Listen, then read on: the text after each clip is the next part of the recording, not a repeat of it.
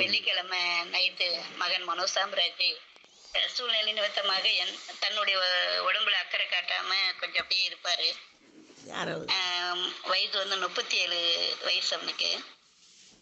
அப்புறம் நெருக்கம் பிரச்சனை சூழ்நிலை இதான் அதை பார்த்துட்டு ஓடிட்டு இருந்தானே தவிர தன் உடம்பை கவனிக்காத நிமித்தமாக வெள்ளிக்கிழமை நைட்டு கொஞ்சம் உடம்புக்கு முடியல அவனுக்கு. திருப்பூர்ல இருந்து வீட்டுக்கு வரத்துக்கு 22 கிலோமீட்டர் பைக்கில் தான் போகிற அப்படி வர அப்படிங்க. அப்புறம் அங்கேருந்து ஒரு 9 மணிக்கு மேலே இருக்கும் ஃபோன் வந்தது. அந்த மாதிரி ரொம்ப முடியலம்மா, ஹாஸ்பிட்டலில் எப்பயும் பார்க்க டாக்டர்கிட்ட போன சுகர் இருக்கிறதுனால டாக்டர்கிட்ட பார்த்துட்டு இருப்பான். அப்போ அவங்க என்ன சொன்னாங்க, இப்படி இருக்குன்னு சொன்னோன்னே உடனே எழுதி அதுக்கப்புறம் நான் ஹாஸ்பிட்டலுக்கு போய் பாரு அப்படி சொல்லிட்டு ஒரு லெட்டர் எழுதி கொடுத்துட்டாங்க. உடனே அங்கே போகும்போது 2 நாளாக கூப்பிட்டு போய் ஹாஸ்பிட்டலில் சேர்த்துருக்காங்க. அப்போ அந்த சூழ்நிலையெல்லாம் பார்க்கும்போது இது அட்டாக்கு தான் இருக்கும் போல அப்படி சொல்லிட்டு இதில் ஐசியூவில் அட்மிட் ஆகி சொல்லிட்டாங்க. அப்புறம் அங்கேருந்து ஃபோன் வருது, என்ன செய்யுதுன்னே தெரியல. ஒரே திடீர்னு அந்த ஃபோன் வந்த உடனே ரொம்ப மன ஒரு பாரம், பேசுறதுக்கே வாய் வரலை.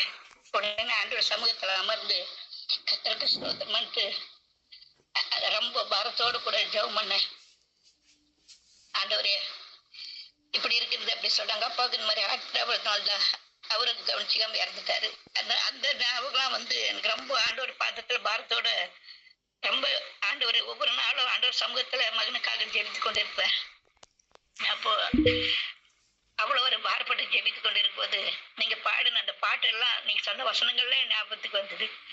எங்களுக்காகவே இருக்கு ஒவ்வொன்றும் அதெல்லாம் சொல்லி அந்த நைட்டு பூரா ஜெபம் பண்ணிட்டே தூக்கமே இல்லை.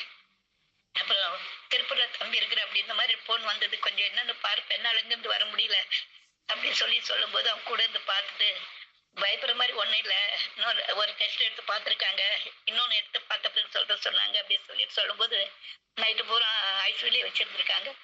அப்புறம் காலையில பிரேயர்ல கலந்துக்கினேன். அந்த காலையில பிரேயர்ல சனிக்கிழமை காலையில பிரேயர்ல கலந்துக்கும் போது அவ்வளவு ஒரு வார்த்தை எனக்காகவே என் மகனுக்காகவே சூழ்நிலைக்காகவே வந்த மாதிரி இருந்தது. அந்த பாரத்தோடு கண்ணீரோடு ஜெபம் பண்ணிட்டு இருக்கும்போது சிஸ்டர் மெசேஜ் கொடுத்துருக்கும் போது போன் வந்தது.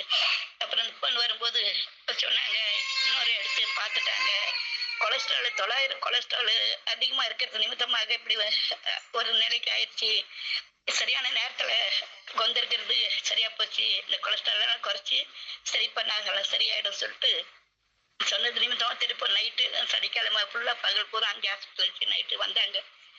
அதனால ஆண்டவருக்கு நான் சாட்சி சொல்லணும் என்று பாரத்தோடு ஆண்டவரை ஜெபம் பண்ணிட்டு இருந்தேன். அந்த சனிக்கிழமை காலையில ஆராதனையும் மெசேஜையும் அந்த ஜெபமும் ஆண்டவரே என் மகனுக்காகவே இருந்த மாதிரி இருந்தது. என் மகனுக்காக ஜெபம் பண்ணிக்கிங்க, நல்ல பரிப்பு நல்ல ஆரோக்கியம் நார்மலா ஆகணும். எல்லாம் கர்த்தருக்கு ஸ்தோத்திரம், நன்றி.